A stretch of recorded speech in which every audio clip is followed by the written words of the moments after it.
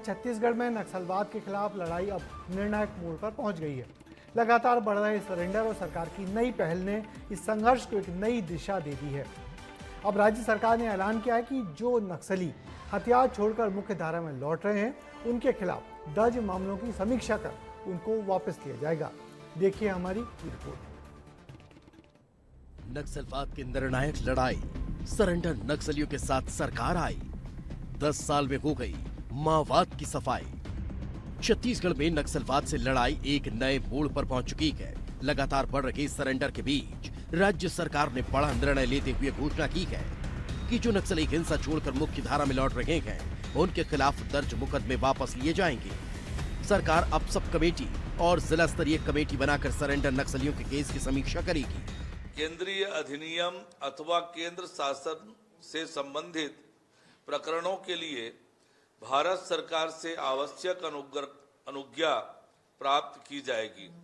अन्य प्रकरणों को न्यायालय में लोक अभियोजन अधिकारी के माध्यम से वापसी की प्रक्रिया हेतु जिला दंडाधिकारी को प्रेषित किया जाएगा। सरकार का मानना है कि कोर्ट कचहरी से हटकर सरेंडर किए नक्सली अपने परिवार के साथ नई जिंदगी शुरू कर पाएंगे। बस्तर, दंतेवाड़ा, नारायणपुर जैसे इलाकों में ऐसे कई उदाहरण हैं जहां पूर्व नक्सली अब खेती छोड़ व्यवसाय और नौकरी करके सामान्य जीवन जी रहे हैं। इधर सिर्फ राज्य स्तर पर नहीं बल्कि राष्ट्रीय स्तर पर भी नक्सलवाद के खिलाफ लड़ाई बड़ी सफलता की ओर बढ़ रही है। केंद्र ने लोकसभा में बताया कि मार्च 2026 तक देश को पूरी तरह नक्सल मुक्त करने का लक्ष्य रखा गया है। सुरक्षा और विकास पर 31,000 करोड़ रुपए खर्च किए गए हैं और 574 सीएपीएफ कंपनियों की तैनाती से नतीजे तेजी से सामने आ रहे हैं।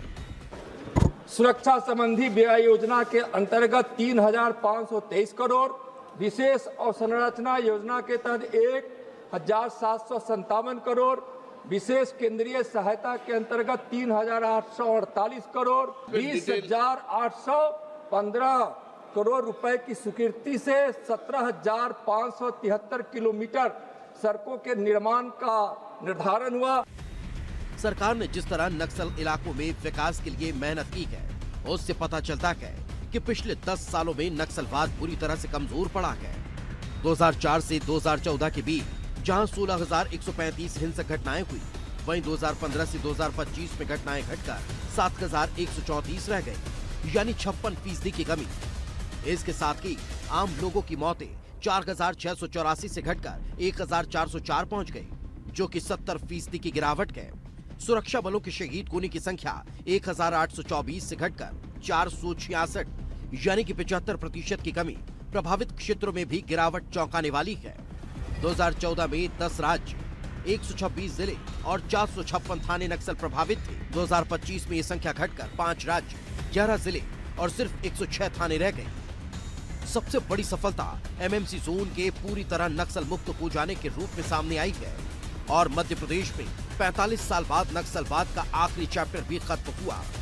कुल मिलाकर एक तरफ सरेंडर करने वालों को नई जिंदगी देने की कोशिश और दूसरी तरफ सुरक्षा बलों की बड़ी प्लानिंग, दोनों के जरिए नक्सलवाद अब देश में आखिरी सांस ले रहा है। ब्यूरो रिपोर्ट, विस्तार न्यूज। तो छत्तीसगढ़ से लेकर महाराष्ट्र और मध्य प्रदेश में भी नक्सलवाद के खिलाफ जंग अब तकरीबन अपने अंतिम दौर में जा पहुंची है। सरेंडर कर रहे नक्सलियों को मुख्य धारा में लाने की कोशिशें और जमीन पर चल रही सुरक्षा बलों की रणनीति के कारण ही ये बड़ा बदलाव आ रहा है और मार्च 2026 तक देश के नक्सल मुक्त होने के करीब दिख रहा है।